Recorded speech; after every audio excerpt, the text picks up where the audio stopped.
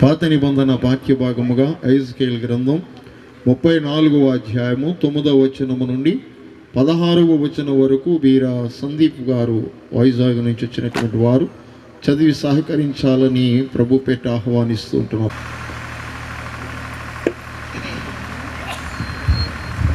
హల్లెలూయా. ఎహెజ్కేలు గ్రంథం 34వ అధ్యాయం 9 నుండి 16 వచనాల వరకు చదువుకున్నాం. కాబట్టి కాపరులారా, యెహోవా మాట ఆలకించుడి. ప్రభువైన యెహోవా సెలవిచ్చినదేమనగా, నా జీవంతోడు నేను ఆ కాపరులకు విరోధినైతిని.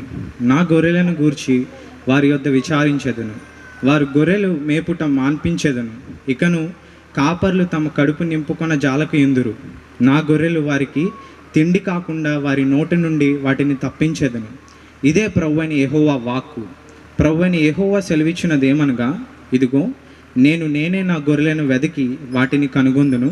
తమ గొర్రెలు చెదిరిపోయినప్పుడు కాపర్లు వాటిని వెతుకున్నట్లు నేను నా గొర్రెలను వెతికి చీకటి గల మబ్బు దినమందు ఎక్కడెక్కడికి అవి చెదిరిపోయానో అక్కడ నుండి నేను వాటిని తప్పించి ఆయా జనులలో నుండి వాటిని తోడుకొని వచ్చి ఆయా దేశములలో నుండి వాటిని సమకూర్చి వాటి స్వదేశంలోనికి వాటిని తెచ్చి పర్వతముల మీదను వాగుల యొద్దను దేశమందున్న సకలమైన కాపురపు స్థలముల ఎందును వాటిని మేపెదను. నేను మంచి మేతగల చోట వాటిని మేపెదను. ఇశ్రాయేలు యొక్క ఉన్నత స్థలముల మీద వాటికి దొడ్డి ఏర్పడును. అక్కడ అవి మంచి దొడ్డిలో పండుకొనును.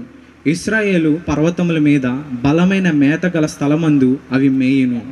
నేనే నా గొర్రెలను మేపి పరుండబెట్టెదను. ఇదే ప్రభువు యెహోవా వాక్కు. తప్పిపోయిన దానిని నేను వెతుకుదును. తోలివేసిన దానిని మరలా తోలుకొని వచ్చేదను. గాయపడిన దానికి కట్టుదును.